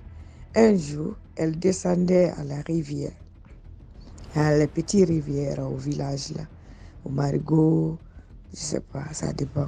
À ce moment, j'étais au bled. Elle a dit qu'elle a vu un génie. Elle avait une génie, et c'était une femme. Elle a vu ça, mais elle a regardé. La dame même a su que le génie là a su que la fille la vit. Donc ils sont partis à la rivière. La petite, ils ont fait ce qu'ils ont à faire à la rivière. Ils sont montés. Après la nuit, le génie est venu la voir et dit, tu m'as vu. Je suis venu te voir pour que on sort, tu m'accompagnes. Elle a dit à le génie, parce que c'est une fille, une petite fille qui était très intelligente. Elle a dit, mais comment moi je vais sortir? La porte est fermée. Elle dit, si tu veux sortir, tu me dis oui, moi je vais te donner quelque chose, comment tu vas sortir? Elle dit, ok, je vais sortir avec toi. Donc maintenant, excuse-moi, la petite fille est partie voir. Maintenant, ils sont sortis avec le génie en question. Ils sont partis au bord de la rivière, au bord de l'eau, mais l'eau de mer que le génie l'a envoyé. Il a envoyé là-bas que la porte de l'eau est ouverte. Ils sont rentrés dedans. Ils sont sortis dans un autre monde qui n'est pas notre monde. Donc quand ils sont rentrés là-bas, les génies de là-bas, ils ont pris la petite fille qu'ils ont nommée la reine, la princesse. Le fils, c'est-à-dire la fille de la reine, quoi. Elle est devenue princesse là-bas. Quand elle part là-bas, elle a tout son accoutrement pour s'habiller. Donc, elle s'est habillée maintenant. C'est pour faire un peu vite parce qu'elle a parlé, c'est beaucoup trop long. Mais pour avancer vite, donc la petite maintenant dit qu'elle s'est habituée là-bas. Elle part tout moment là-bas. Donc, comme elle partait tout moment, elle est devenue la reine, elle est princesse là-bas. Donc maintenant, la fille du reine, on l'a donné du pouvoir. Elle a un chien qui s'appelle Mouton. Et elle a un chien, excuse-moi, elle a un chien qui s'appelle, j'ai oublié le nom de son chien, mais elle a un serpent aussi qui s'appelle Python. Python, son serpent s'appelle. On l'a donné ça. On l'a donné beaucoup, beaucoup de pouvoir dans le pays génie. Elle est là-bas, elle est devenue reine. Quand elle va là-bas, on l'accueille comme la fille d'une présidente, quoi. Donc c'est comme ça que la fille tout le temps elle part là-bas. Donc un jour, elle a dit elle est sortie de se promener. Elle est tellement habituée là-bas de partir. Mais maintenant, elle mange moins en moins chez elle. Elle mange que là-bas. Donc, Un jour, qu'elle est sortie la nuit mystiquement pour aller se promener, elle a vu un groupe de sorcières maintenant. Le groupe de sorcières, elle s'atterrit là-bas. Quand elle s'atterrit là-bas, après, l'adjointe de chef de la sorcellerie là, leur demandé, et toi, qu'est-ce que tu es venu faire dans notre groupe? Elle a dit que je suis venue faire rien ici, comme je suis là, je vais rentrer dans votre groupe. La cheftaine en question a dit que jamais de la vie tu quittes ici dans notre groupe. Donc là-bas, ils ont commencé à se battre. Elle est avec la chef de ce groupe, la sorcière du groupe là. Non, maintenant, elle a battu, elle a réussi parce qu'elle avait le pouvoir de génie. Elle a réussi à battre la dame sorcière, la chef de sorcière là. Quand elle a battu ça, elle est devenue chef là-bas. Parce qu'elle avait son chien qui la garde et son serpent qui la garde, le grand serpent python qui la garde. C'est ce qu'elle dit, elle avait dit. Non, maintenant, c'est devenu ses ailes plus en plus dures. Parce que quand sa maman l'a dit, viens on mange, elle ne mange pas. Elle dit, parce qu'elle a l'habitude maintenant qu'elle mange dans la sorcellerie ou elle part manger chez les génies, dans l'eau. La petite est devenue plus en plus forte. Donc maintenant, quand ses parents partent, c'est une famille chrétienne, quand ses parents partent à l'église pour prier, moi je suis musulman, quand ses parents partent à l'église pour prier, donc l'enfant, ça la fait mal, elle souffre. Quand on l'a dit, venez on part, elle dit, elle ne part pas. Elle fait tout un problème, elle ne part pas. Donc ça la fatigue beaucoup. Elle fait quoi? Chaque dimanche maintenant, comme la famille va se préparer pour aller prier, elle donne maladie à son papa, à sa maman, le jour-là, pour qu'eux ne partent pas là-bas. Plus en plus fort, la petite n'arrive pas à se tenir dans notre monde-là. Parce que maintenant, elle est dans le monde mystique, sorcellerie et le monde génie. Donc maintenant, elle ne peut pas manger d'autres manger. Elle mange là-bas, notre manger. Quand elle va vomir, elle va vomir. Tout le monde, tous on a constaté que la petite, elle grandit, au fur et à mesure elle grandit. Au fur et à mesure, la vie est belle. Elle est belle, elle est jolie. Quand tu la vois comme ça, la petite, alors, je l'aime tellement beaucoup. Au fur et à mesure, la petite est comme ça. Jusqu'à, dans ce jour-là, son papa a dit, forcez, ils vont partir. Elle a mis un grand fièvre sur son papa. Son papa est tombé malade. Donc le pasteur a constaté, parce que ses parents ont l'habitude chaque fois partir prier, son papa a constaté que la famille elle ne vient pas. Ils sont venus maintenant. Chez vous, c'est pas bon. Le pasteur a commencé à prier là-bas. Ça fait mal à la petite. Quand le pasteur commence à prier, elle sort. Parce qu'il y a un bananier, il y a là où il y a beaucoup de bananes. Elle part se met là-bas. Elle se transforme pas. C'est sa famille. Jusqu'à le pasteur est venu un jour, surprise, elle était couchée à la maison. Parce que presque elle ne dort jamais. Elle était sortie, qui sait. Donc, le pasteur est rentré. C'est ce jour-là, le secret va se dévaler. Et là, quand la petite a commencé à parler, depuis j'étais 6 ans, c'est comme ça que je suis rentrée, c'est les génies. Ils m'ont donné du pouvoir. J'ai des personnels qui me lavent, qui me donnent tout, qui me donnent manger, qui me font comme ça. J'ai les voitures, j'ai les maisons, je suis princesse là-bas. Et je suis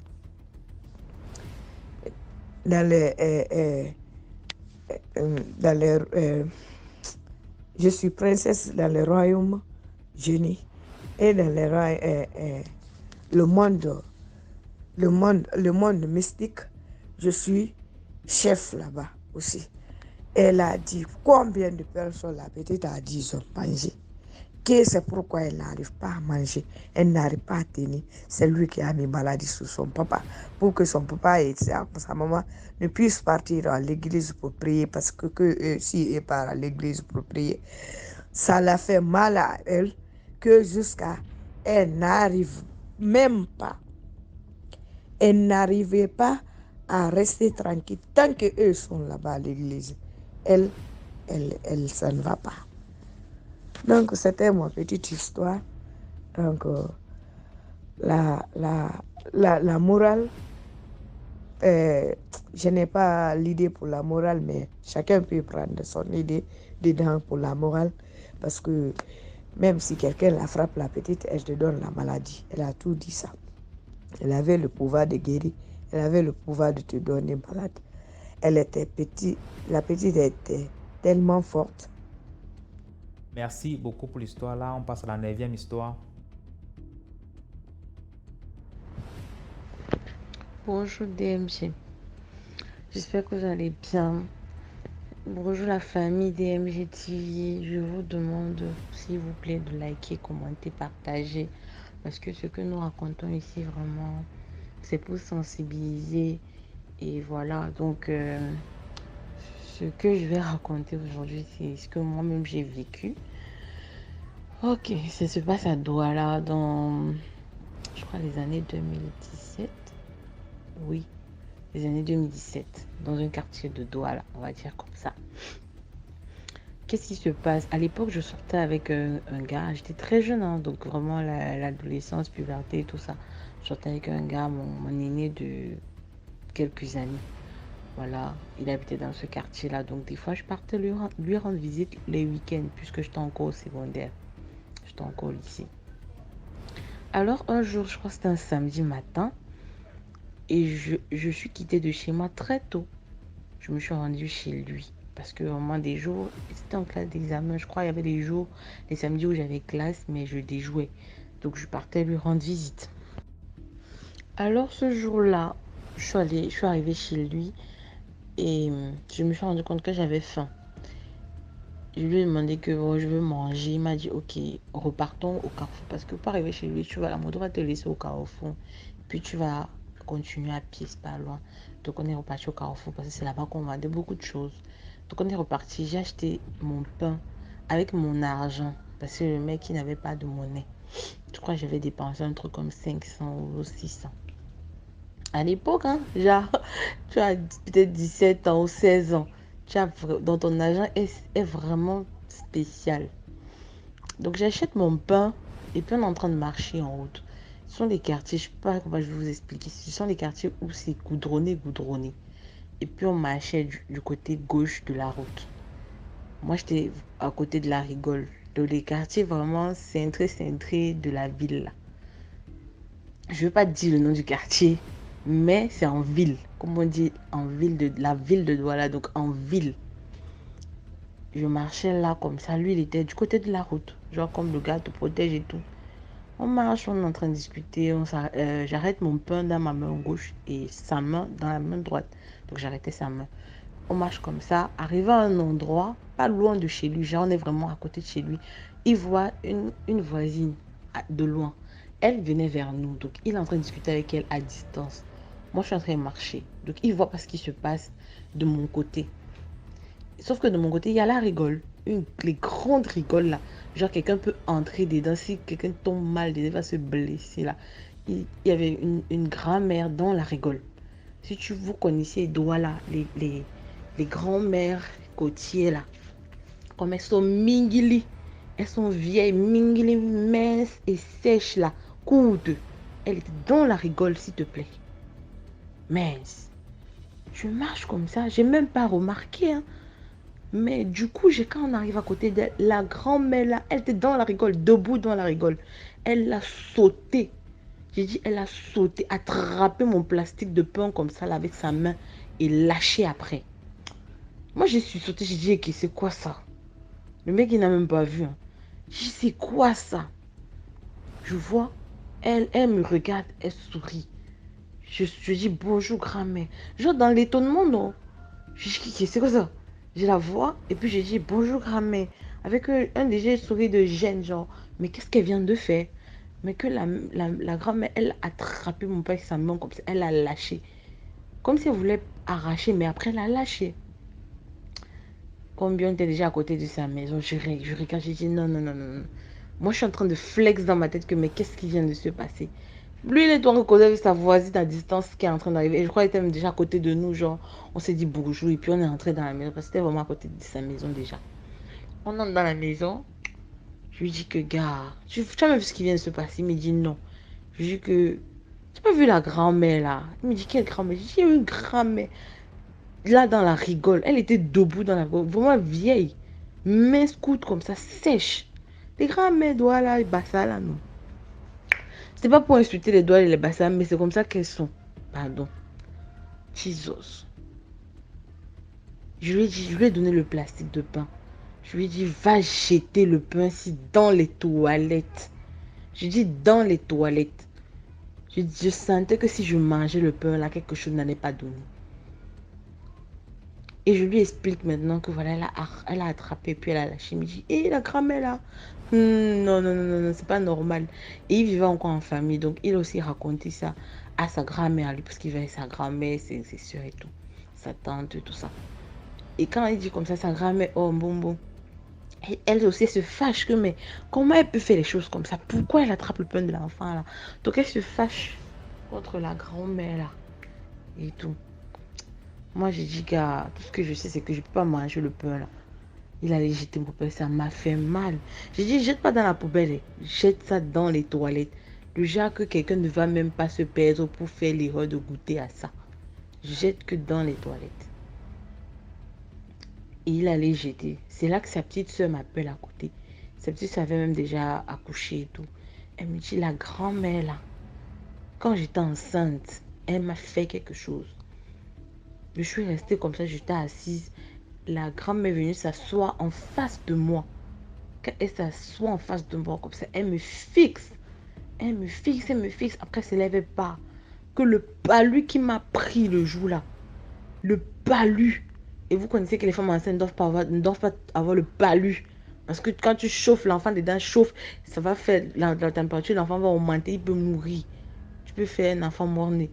Elle dit que le palu qu'elle a failli mourir. Je dis, la grand-mère là. Ah, heureusement. Oh.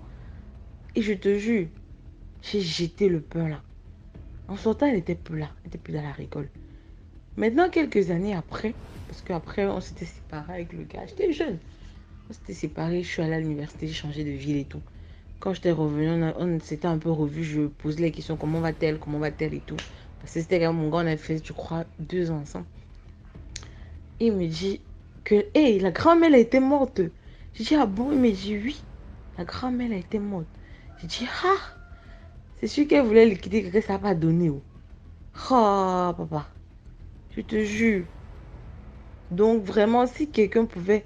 Je dis ça pour sensibiliser. La morale de l'histoire, c'est justement pour sensibiliser parce que quelqu'un peut simplifier cet acte-là et puis manger le pain. Tu sais que tu manges quoi? Elle arrache ça, elle attrape ton pain par rapport à quoi? Ça n'a pas de sens. Elle ne te connaît pas, elle ne t'a jamais vu, tu ne l'as jamais vu. Par rapport à quoi? Elle te voit dans le quartier comme ça. Tu es en train de marcher avec un gars de son quartier, un petit enfant de son quartier. Elle attrape ton pain. Donc les gars, pardon, faites attention. Faites attention parce qu'on ne connaît pas. Moi, je dis toujours que c'est mieux de jeter comme ça. Si c'est que ça n'avait rien, voilà, mieux tu as jeté que de dire que non, ça n'arrive. Et puis tu manges et puis quelque chose t'arrive. Des trucs comme ça, tu vas commencer par au pour dire que tu vas te soigner. Et le temps, peut-être, si c'est déjà que tu dois... Ben non, non, non. Moi, j'ai trop peur, gars. Mais je vous dis, la famille DMG, faites très attention quand vous marchez. Ne simplifiez rien, en fait. Ne simplifiez rien. Ne simplifiez rien. Parce que Et mon cœur, quand elle avait attrapé le pain là, ça a fait boucle, mais c'est quoi ça? Ça n'a pas de sens. Après, elle me regarde, elle sourit. Tu vois les souris des sorcières dans les films nigérians là. Vraiment, elle est placée debout comme ça. Elle fait comment pour sauter déjà? Posez-vous la question, comment une grand-mère fait pour sauter? Tu vois les grandes rigoles là. Vous connaissez les grandes rigoles de la... j'ai failli dire le nom du quartier. En ville là-bas. En ville. Les grandes rigoles, quelqu'un se place dedans. Combi, ça te prend d'abord jusqu'à ce que peut-être c'est au niveau de ton cou. Donc on voit seulement ton cou. Elle était dedans. Elle saute comment jusqu'à elle attrape mon peu. Moi qui suis en route. Non, papa. Moi, j'ai pas mangé le pain là. Et jusqu'aujourd'hui, je suis en vie. Pardon. Mais elle est morte. Donc, faites très attention, s'il vous plaît. Portez-vous bien et DMJ, force à toi. Force à votre travail, toi et ta team et tout. Bonne journée. Bisous. Merci beaucoup pour l'histoire. Maintenant, on passe à la 10e histoire. Bonjour DMG, bonjour à toute la grande famille DMG. Likez, partagez.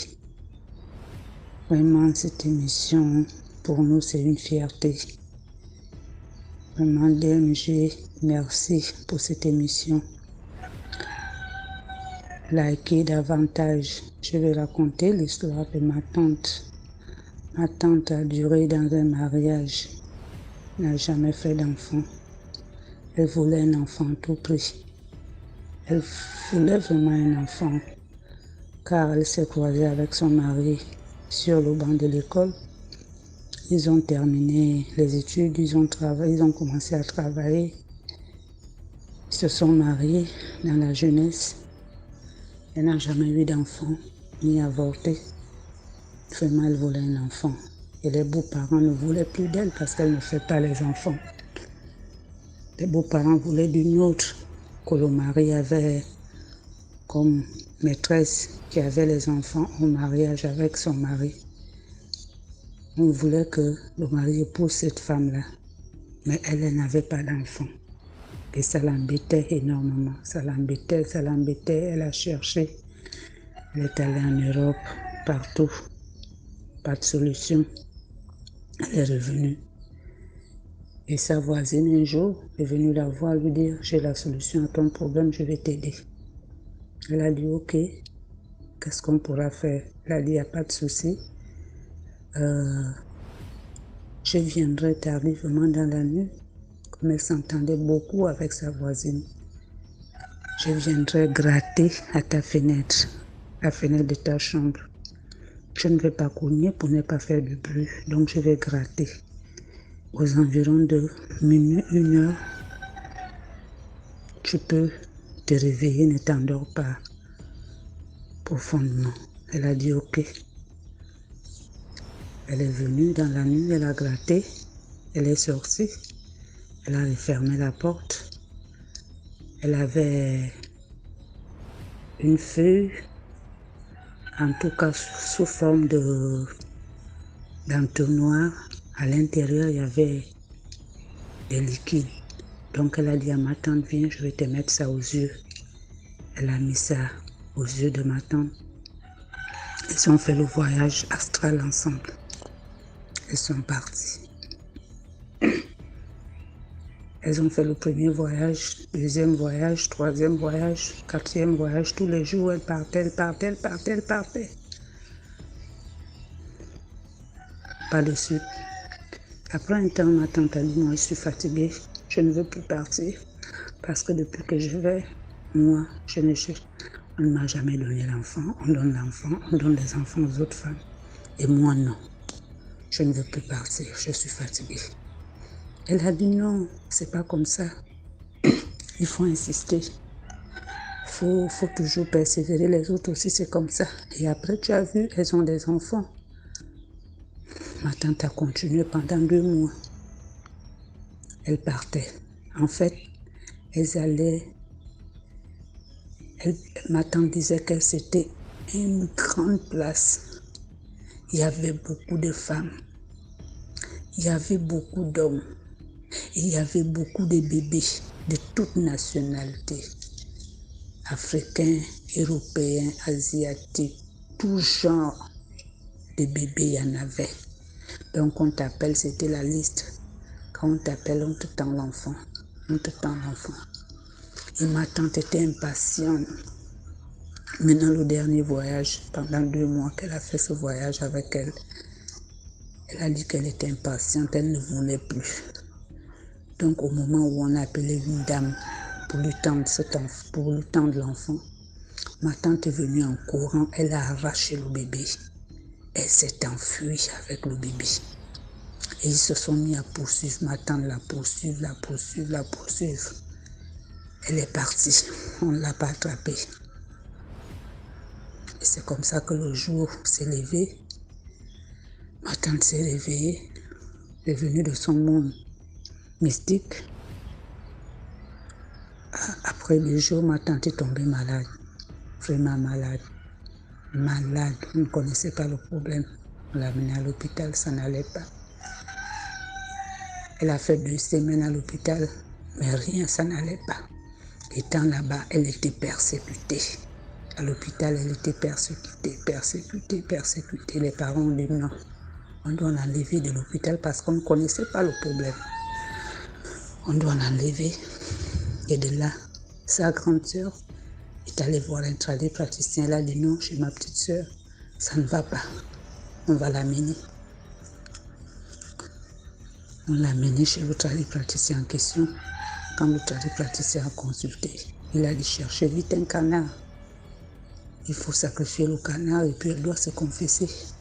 Elle sait ce qu'elle a, elle connaît. On a cherché le canard. On a amené. On a dit à ma tante de parler. Elle a commencé à parler, elle a relaté les faits. Elle a dit voilà, j'avais besoin d'un enfant, voilà, chez ma voisine, voilà, c'est comme ça qu'elle m'a fait. On est parti dans un monde où on partageait les bébés. Il y avait beaucoup de bébés. On donnait à toutes les femmes. Tous les jours, je partais, j'étais fatiguée, je ne voulais plus revenir. Et c'est là où j'ai arraché l'enfant. Et voilà, mon problème. Donc, ce sont les gens-là qui la persécutaient, on voulait la tuer. Donc, elle était vraiment poursuivie mystiquement. On voulait l'éliminer parce qu'elle a pris un enfant qui n'était pas à elle. Donc, on voulait finir avec elle à tout prix. Elle s'est confessée, on l'a soignée, on a mis la barrière entre elle et ces gens-là. 1 mois, 2 mois. Ma tante a commencé à voir les signes d'une femme enceinte. Elle est allée à l'hôpital, elle ne voyait plus ses règles. Quand elle a fait les examens médicaux, on a dit « Madame, vous êtes enceinte ». Et c'est comme ça qu'elle a eu le seul enfant qu'elle a aujourd'hui, l'enfant unique qu'elle a aujourd'hui. Et après cet enfant, elle n'a plus jamais fait d'enfant. C'est ça mon histoire d'aujourd'hui. Likez, partagez. En fait, la morale de l'histoire pour moi, en fait, je ne sais même pas quoi dire pour la morale de l'histoire parce que là, elle voulait un enfant. Elle est allée dans un monde qu'elle ne fréquentait pas. Vraiment, elle est... je ne pourrais pas dire la morale de l'histoire parce que là, pour moi, je me dis, faites attention au conseil des amis aussi, parce que là, elle aurait pu perdre sa vie sans le savoir. Bon, pour le succès de l'histoire aussi, elle a eu le bébé qu'elle a tant désiré dans sa vie. Bon, bisous, likez, vraiment DMG, vraiment, on ne saurait comment te remercier. Merci beaucoup. Voilà, on arrive à la fin de cette vidéo. J'espère que vous avez aimé. Merci de laisser vos commentaires, partager, liker, abonnez-vous et activez la cloche de notification. C'est juste à côté. Ou bien, tu cliques sur le bouton abonner là et tu vas voir une petite cloche là. Tu cliques dessus aussi. Ok, donc rendez-vous demain à 12h00 pour une nouvelle vidéo. Ciao, ciao.